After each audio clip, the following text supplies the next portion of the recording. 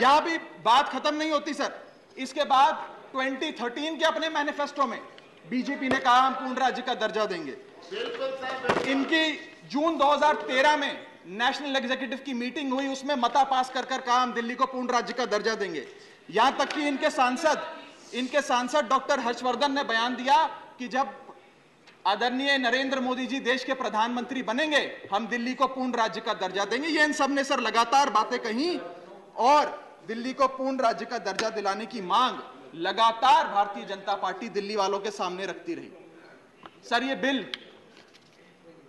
सिर्फ संविधान का और लोकतंत्र का अपमान नहीं है, ये बिल लालकृष्ण आडवाणी जी का, अटल बिहारी वाजपेयी जी का, मदन लाल खुराना जी का, सुषमा स्वराज जी का, अरुण जेटली जी का, सबका अपमान करने का और उनके 40 साल के संघर्ष को मिट्टी में मिलाने का काम करता है। सर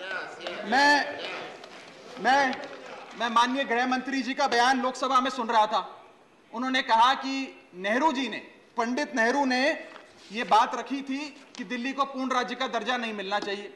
मैं माननीय गृह मंत्री जी से कहना चाहता हूं, नेहरूवादी मत बनिए, आडवाणीवादी बनिए, वाजपेयीवादी बनिए और दिल्ली को पूर्ण राज्य का दर्जा देने का आज आपके पास ऐतिहासिक मौका है। दिल्ली को पूर्ण राज्य का दर्जा दीजिए। सर इस बिल को लाने का असल कारण क्या है, यह बिल क्यों लाया गया है?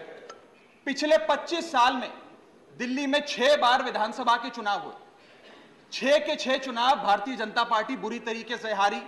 यहां तक कि 2015 और 20 में आजाद भारत के इतिहास की सबसे बड़े जनादेश की सरकार अरविंद केजरीवाल ने दिल्ली में बनाई।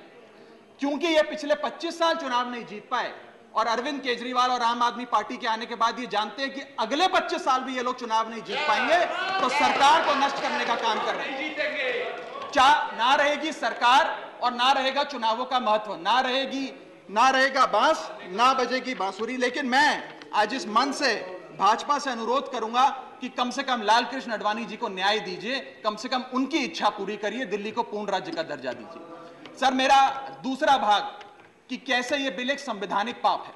सर पहली चीज, ये abuse of ordinance making powers है, आर्टिकल 123 जो संविधान का देता है। संविधान ये कहता है, और वाईवी चंद्रचूड़ साहब का AK Roy versus union of India एक बड़ा महत्वपूर्ण लैंडमार्क जजमेंट है, जिसने कहा कि ऑर्डिनेंसेस सिर्फ आपातकालीन और विषम परिस्थितियों में लाए जाएंगे। ऐसी कौन सी आपातकालीन और विषम परिस्थितियां आ गई कि आपको सुप्रीम कोर्ट के फैसले को 8 दिन के भीतर बदलना पड़ गया? दूसरा सर देखिए सर सुप्रीम कोर्ट, दूसरा बिंदु, यह सुप्रीम कोर्ट का अपमान है। सुप्रीम कोर्ट के फैसले को 8 दिन के भीतर 5 जजों के संवैधानिक पीठ के सर्वसम्मति के फैसले को बदल के आज भारतीय जनता पार्टी ने एक मैसेज दिया है कि हम सुप्रीम कोर्ट को भी चैलेंज करते हैं, सुप्रीम कोर्ट के फैसले को भी नहीं मांगते, आपको जो ऑर्डर जारी करना है करो, हम चंद दिनों के अंदर ऑर्डिनेंस लाकर उस फैसले को बदल देंगे। They have challenged the majesty of the honourable supreme court sir. और मैं आपको यह कहना चाहता हूं कि आजकल जो ऑर्डिनेंस लाने की जो एक फेटिश इस सरकार ने देखी, चाहे वो लैंड एक्विजिशन बिल हो, चाहे वो फार्म बिल हो, चाहे ईडी के डायरेक्टर का एक्सटेंशन हो, जो ये सारी चीजें ऑर्डिनेंसेस के माध्यम से इन्होंने करी थी, इस बिल का हश्र भी वही होगा जो सारे पुराने बिलों का हुआ था। सर थर्ड बिंदु कि कैसे ये बिल संघीय ढांचे को एरोड करता है। हमारा भारत का संविधान और सुप्रीम कोर्ट का 2023 का 2018 का संविधान